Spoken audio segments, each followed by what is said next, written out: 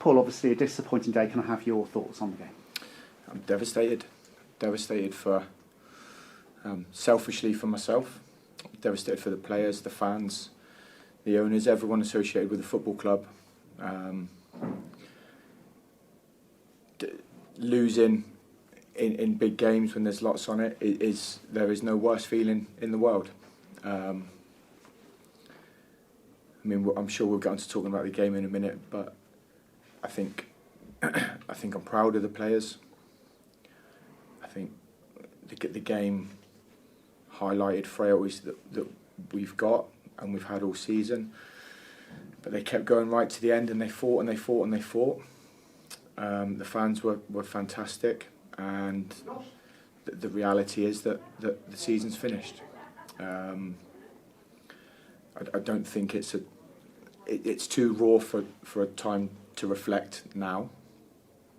That will come this next week. Sorry.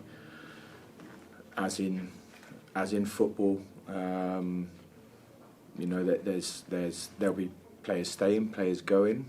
All those decisions have got to be made. So that becomes the reality now. Congratulations to Boreham Wood. I'll always be humble in defeat. I thought they had a couple of players today who stood out on the day. I think Hammy's made a good save first half, and Ashmore's made a really good one in the last second. So, but they could have scored a couple of more at the end on a breakaway. So, but my overriding feeling is obviously gutted. It's huge disappointment. It's obviously a very tight game. It was always going to be that way because it's been such a tight season. There's been so little to choose between the top teams, hasn't it? Yeah, absolutely. I know people will say if we'd scored more against Hem or against Weymouth, against Slough, but we haven't lost out on the title in the last 7-8 games. That you could go back through lots of things in the season, but, and this is a huge but, joined the football club, we had one player, okay? We've recruited, we've worked, we've given ourselves a chance of winning the league, which didn't happen. We gave ourselves a chance of winning the playoffs, which hasn't happened. There's an awful lot of positives and an awful lot to be proud of. The core of the squad will be together next year.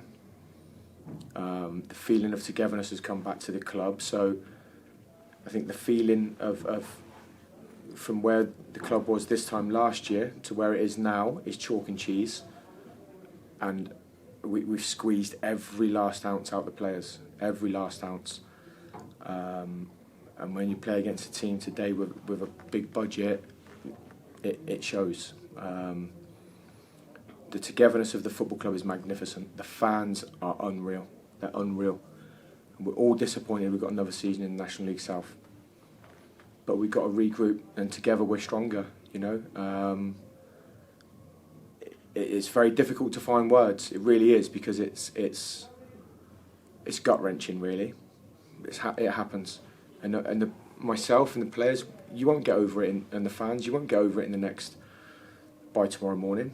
It takes days and weeks. Been there before, but we'll dust ourselves down, and your only option is to come back stronger.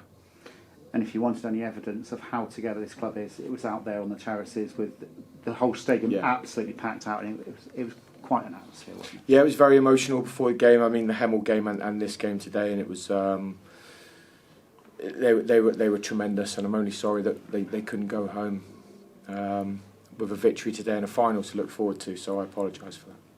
Paul, thanks for joining us, and thanks for all the enjoyment you've brought us over the past few months. Thank you, Dom. It's a punch in the stomach, isn't it? So we've come an awful long way. It's just the start of a journey.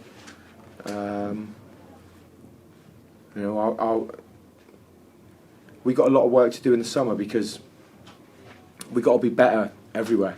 I've got to be better. I'll always say that. But if I'm the leader, I've got to be better. So we need better players. We need the staff have got to be. Everything's got to be better, and it starts with me.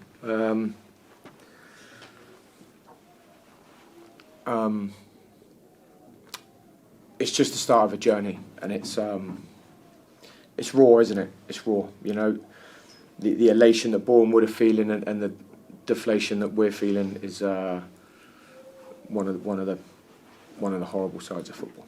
I won't bore you with too many stats, Paul, but the actual difference that you've made here, you and Mike and your management team have made here, has been, for argument's sake, highest points total ever by a Torquay United team, and not to be champions in a league like this was a bit bizarre in itself. So, yeah, as you mentioned, there is a lot to build on, isn't there? There's tons to build on.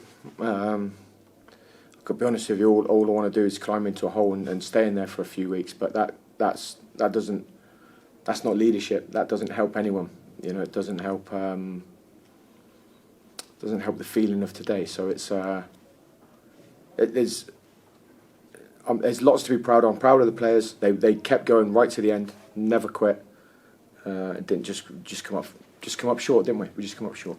As for the game itself, Paul, the first half it looked like both sides were almost a little bit frightened to make a mistake, but second half you certainly come out a little bit better. Yeah, I think a bit less fear. Yeah, I think there was moments in the first half where we looked edgy, we looked a bit nervous, which is understandable. A lot of players haven't played in a game like that before, so that was standing them in good stead. Boreham would say they could have arguably gone in 1-up, which I couldn't disagree with. Hammy's made a great save, and second half was a lot more front-footed. Without creating a real clear-cut chance, you know, and at the end, this is completely irrelevant. But I did feel that if we scored the equaliser at the end, I felt in extra time we were coming strong. We were, you know, but Boreham could have scored a couple on the breakaway. So you know, that's not paper over the cracks. But if there is one thing you can take away from the game on a positive note, Paul, you mentioned it earlier on. You've built a team here, and more important, a mentality throughout this club that you never gave up, and not one of them did. No, they didn't. I appreciate you saying that. They didn't. Commiserations, Paul. Cheers, pal.